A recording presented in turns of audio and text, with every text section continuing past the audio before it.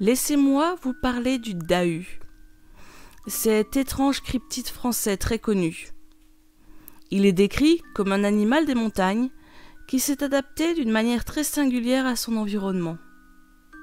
En effet, il a les 2 pattes latérales gauche, ou droite selon son espèce, qui sont plus courtes que son autre paire, ceci afin de mieux marcher sur les flancs escarpés.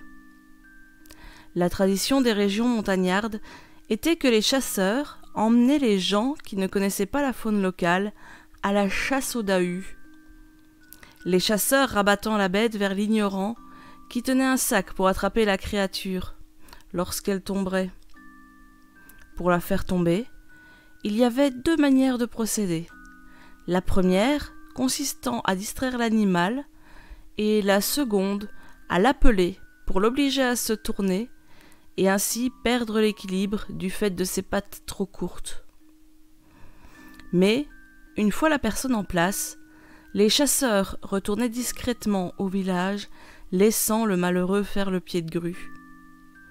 Une blague aux dépens des naïfs, qui a laissé cette belle expression dans la langue française.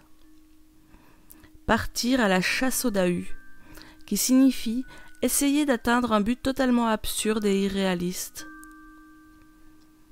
Tout cela paraît bon enfant, inoffensif, tout au plus un peu cruel pour la victime du canular. Eh bien, détrompez-vous. Il y a quelques jours, j'ai compris la véritable source de cette légende.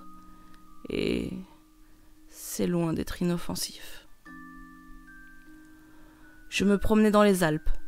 Nous étions en février et le temps était idéal pour une randonnée.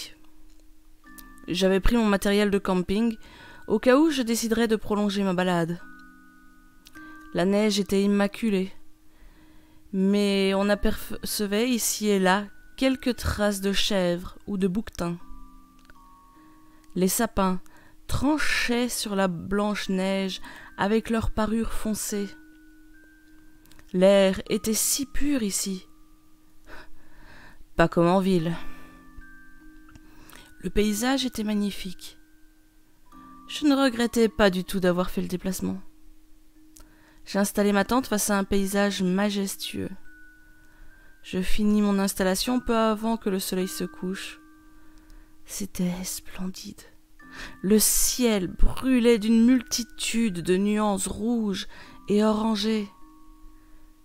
À cet instant, je me sentais si bien, et pourtant si insignifiant devant la grandeur de la nature. Tout à coup, j'entendis un étrange bruit, mélange de grognements, de déglutition, de morsures. Loin d'être apeuré, je me dirigeais avec prudence en direction du son. Je pensais que j'aurais la chance de voir un loup. J'avais toujours rêvé d'en voir un à l'état sauvage. Malheureusement, ce que je vis était loin d'être un spectacle aussi gracieux qu'un loup ou plusieurs. Derrière un buisson, je vis une créature abominable. Elle avait l'air totalement difforme et asymétrique. Aucune de ses pattes n'avait la même taille. Elle tenait parfaitement sur les rochers abrupts, tandis qu'elle dévorait un bouquetin. Elle avait la couleur d'une chèvre et des cornes comme celles des bouquetins, mais c'était la seule ressemblance. Je vis luire de longues canines pointues et légèrement incurvées. Son poil était hirsute et dense. Ses yeux jaunes brillaient de l'éclat des prédateurs. Une fois son repas fini, je la vis se déplacer d'une façon tout à fait horrible. La chose avançait droit devant elle, sans se soucier des pierres, déclinaisons du terrain ou autres. Il n'en avait pas besoin. Ses pattes s'adaptaient à tout changement. Elle se rétractait sur les points hauts et s'étendait sur les points bas. Jamais animal ne fut plus bizarre. Comment des pattes pouvaient-elles être rétractiles? J'attendis qu'il soit hors de ma vue pour faire demi-tour. Je remballai mes affaires et repris directement le chemin du village.